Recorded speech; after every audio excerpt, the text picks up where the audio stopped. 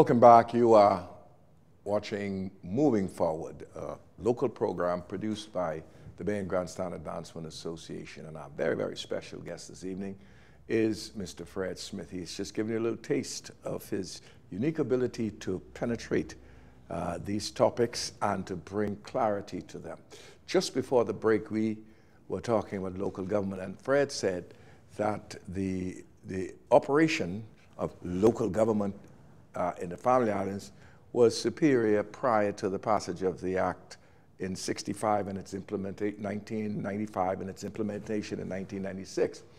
That's right. The one significant change was a name only. The commissioner was given the name administrator. That's right. The commissioner in the past was an employee of central government. The administrator of the present is an employee of central government. Nothing much else has changed. Right. But Fred, as you may know from the media, we in Bay and Grandstand, we have just implemented local government. You know, it has no force of law or policy or anything behind it.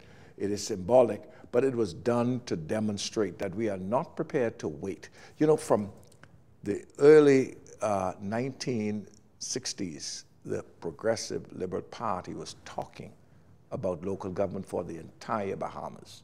And in 1995, when the FNM passed the Local Government Act, they only exempted New Providence. They can, with just a stroke of the pen, include New Providence from 1995, and we still don't have it.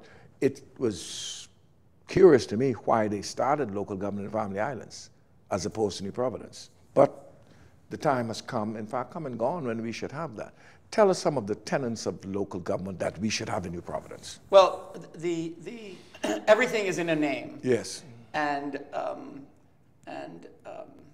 you know, you can sell anything to the public by giving it a name and pretending as if it exists. And that's what Hitler did for the poor 7 million Jews that they committed genocide against. So in the Bahamas, we think we have local government. Yes. But we have no local government whatsoever. We have a form of periodic election in the Family Islands at which district councils are elected. And the administrator, as you say, was the former commissioner. And the reality is that central government continues to control local government and the Family Islands as it did before. And the reason is this. For there to be, I call local government really home rule. The Bahamas is an archipelago of hundreds of islands, a small number of them, a dozen or so, that are quite large and respectable communities.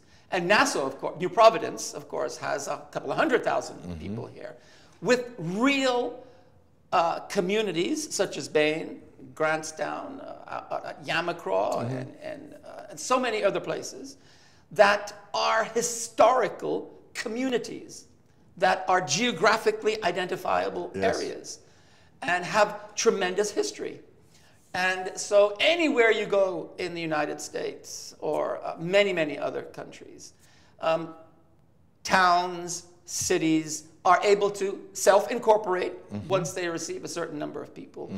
And a local government act, in effect, kicks into effect. Right.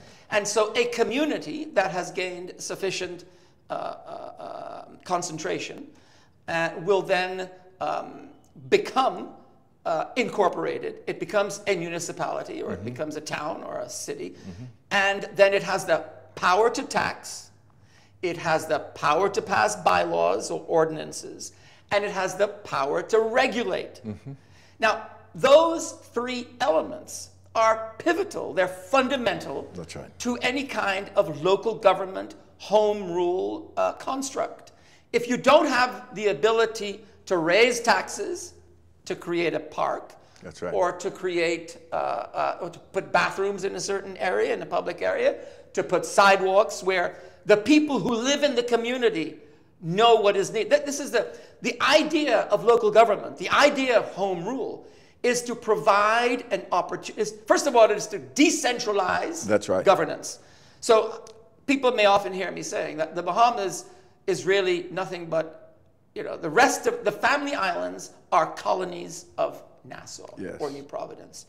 And that is because every decision that is made about the Bahamas is made so centrally in the office of the Prime Minister, not by all the cabinet often, by a small clique. That's and even within that clique, we have, basically, although we have a Westminster model of government, we have a dictatorship of the office of the Prime Minister. Yes. And that is because although we have the Westminster model, which has built-in checks and balances between the executive, which is all the government ministers, and the cabinet, the legislature, which is parliament, passes laws, and the judiciary, the judges, those three pillars of our civilized rule of law society are premised on the basis, as it is in the United States, that they each help to maintain some balance between their responsibilities and the extent of the powers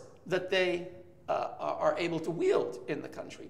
And so this Westminster-style model of government works in the United Kingdom because you have hundreds and hundreds of members of parliament. Yes. And you have a small cabinet.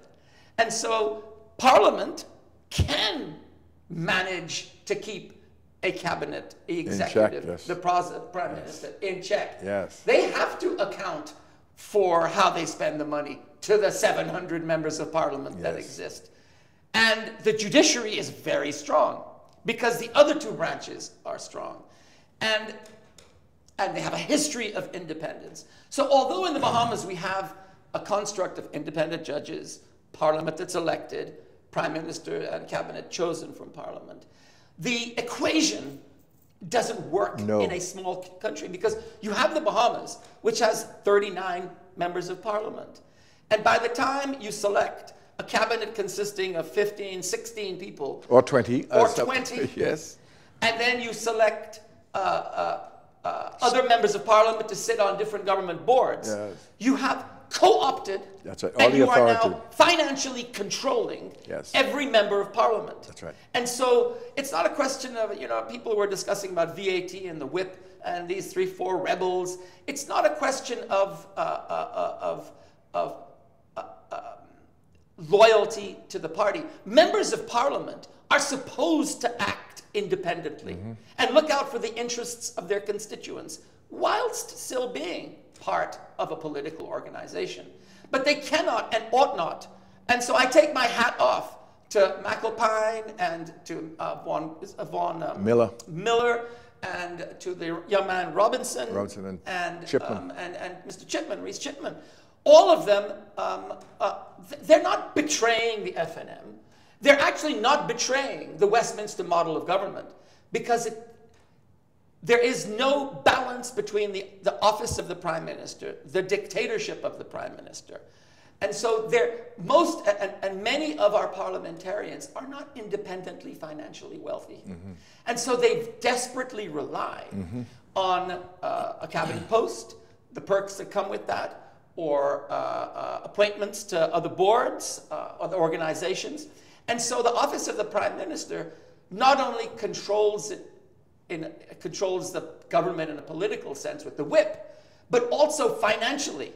And so what happened to Robinson? What happened to Miller? What happened to Reese Chipman? They lost their financially paid posts as soon as they were fired by the Prime Minister for voting on an issue that surprised them as much as anybody else. And so going back to local government, the fact is that there is no power for the district councils to raise any taxes. There is no power for them to collect real property tax, business license taxes, customs duties in their areas, casino I mean, Bimini is an example of where real local government is desperately needed. Yes. Because you go to the gates of northern Bimini, where Rav Bahamas and what's the name of the Chinese company, the Malaysian company? Yes, yes. I forget their name. I forgot. So you go through those gates, and all of a sudden you're in Disneyland. You have paved roads. You have beautiful flowers everywhere. You have curbing. You have a hotel that's to die for. You have casinos. You have dozens of dock slips. You have beautiful yachts coming in and out. It's a universe apart from the people in Porgy Bay or Alistown or South Bimini, etc., that don't have any running water or toilets. Mm-hmm. They're still using some of them outdoor toilets. And so so I abhor and I urge the F&M government to really study. You don't really have to study it, you just have to put it into effect. Yes. You have to stop being so centralist in your governing. And that's why when we talked about earlier about the cabinet ministers being on a bicycle, they can't think. They're always, because government was so centralized and controlled every aspect of life in the past, people, they don't have time to look at the big picture. They're dealing with minutiae. And so if they would give up trying to manage all of the family islands, the larger towns, 8 Mile Rock, Bimini, Harbor Island, etc., and allow those communities to rule themselves. That's right. Of course, you've got immigration, you've got national security, you've got other federal, so to speak, archipelagic issues. But get rid of the the administrator. Allow local governments to tax themselves. Allow district councils to pass bylaws, as the Freeport, Freeport is an excellent example of local government. Absolutely. Under the Hawkesbill Creek Agreement, it has a Freeport Bylaws Act. They're drafted periodically by the Port Authority when they're paying attention to their governance responsibilities. That's a whole other subject. And they pass these ordinances, digging of wells and sanitation and waste management, etc. And also Freeport used to have its own supernumerary police and security force. Yes, I recall. Yeah, you've lived in Freeport. I lived there, yes. And so, so the model of decentralizing government in the Bahamas will give central government cabinet ministers time to think more strategically about the Bahamas. But it will also help to grow, self-empower, it will empower the vast human resources we have in the Bahamas to come to the fore. The youngsters can participate in local government. They can become elected. They can shine. They can show their capacity. So you don't have this every 5 years electing someone. You go, yay, yay, yay, red. It's a yellow flag or it's a red flag, and it's all about condemning the other party. No one has an opportunity during that 5-year period to shine positively with their capacity. And so that's going back to what you said. We're depriving our own selves by such centralized governance, by not having true local government. And so for New Providence, local government is a very real... It's a must. It's a must. It's a must. Because you have these different areas that can't, people can drive through a section, woo, they're into a lovely section because the residents of Bay and Grantstown, have decided to do X, Y, Z, and they've put nice coconut trees or they've lit it up nicely for Christmas. So it's not just the Ministry of Works that decides to do something. That's right, and on their schedule. Yes. But 2 points. One, you mentioned that cabinet ministers are so busy, they're like on a bicycle, not because of the amount of things they have to do, but very often they're engaged in activities that really falls outside of their role. For example, you see cabinet ministers functioning as operational people. You see, for example, rather than the director of education making statements, the cabinet minister really is only a policy maker. Yeah. They have starved because of the nature of the centralized they've usurped the authority of the operators. The director of physical planning, of course. Of immigration, director of directors of health.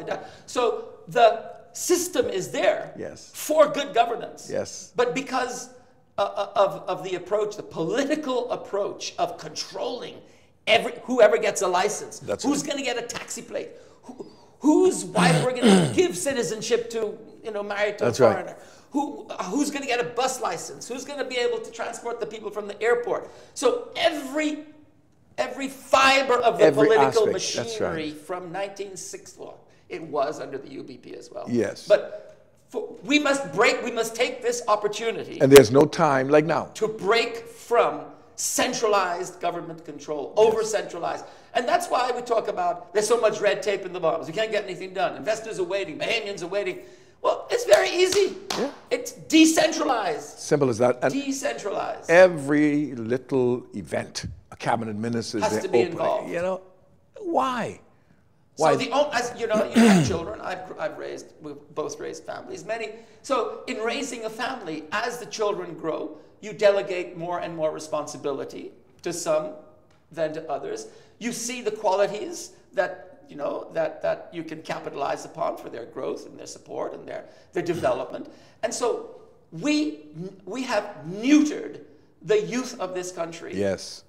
For decades from effectively participating. Can you imagine? We still have people like Perry Christie and his ilk. Brave Davis, who was in politics at the time, 40, 50 years ago. We need to get rid of all the old heads and bring in a lot of new, young blood. All of my colleagues in politics, the worst thing we have is we have been bedeviled. As Shakespeare said, kill all the lawyers first. We need to get rid of the lawyers from participating in managing our economy. Lawyers are the worst businessmen in the world because they see everything about control. And the lawyers appear to believe that that's the first qualification for them getting into Parliament. And once they have that, then they're automatically qualified to get into Parliament. I said two things. The second thing is the Bay and Grandstand Advancement Association is sponsoring a town meeting in the next several weeks on local government. I don't want to overwork you, but we need your kind of input. And we haven't said the date yet. We'll coordinate that with you. You just trapped me on television. That's why I said it. That's why I said it to elicit your agreement, and you will not back out being the gentleman that you are. To assisting. That's right, because we need voices. Well, let me tell you what I did. Just as you had your local government exercise in Bay and Grandstown, because the FNM had promised pre-1992 to pass local government or create local government, I kept badgering them after they were elected. And of course, they didn't do it. And, once even if you're known to be a supporter of the party, once you start speaking out after them, you become persona non grata. Of course. And as I have become because of immigration and other issues right now. And so in Freeport, we actually published a local government act as if it was a government act. That drove them crazy. We haven't gone that far yet. We proceeded to have local government elections. I tell you. And I was elected mayor of Freeport back in 1994. That was so much fun. Yeah, but you have to do that. It's symbolic, but you have to do that. It was to goosey them. We were gooseying the FNM. Of course. The FNM need to be gooseyed again now to behave. Of course. All these promises they made before the election, they've not only have they not kept their promises. Yes. They have done the opposite. Yes. Like with OBAN. Yes. Like with freedom of information. We're coming to that. And you said the spy bill. Yes, you said you elected mayor. Well, we didn't have an election, but I was appointed mayor. That's my business. What it says? Mayor of Bain, Grantstown. Well, that's what the people said, mayor, because the idea printed for me, well, even if it's historic. Yeah, but if you notice carefully, it's in quotations because the essence of being able to participate is to be a resident of the geographic area, which I am not officially. So really, if local government were to come to Bay and Grantstown today, I would not be able to participate because I'm not an official. Well, this is the big problem with central government planning. Yeah. For instance, Bain and Grantstown, I had the opportunity, with your help recently, to visit many of the neighborhoods there and to see for myself the conditions, the appalling conditions that some of the people are living in. Unnecessarily. Unnecessarily. Because, and this is also to do with the shanty towns, rather than have a policy which causes an exodus from communities, which have woven a historical fabric of families and mutual support. That's right. Government and business.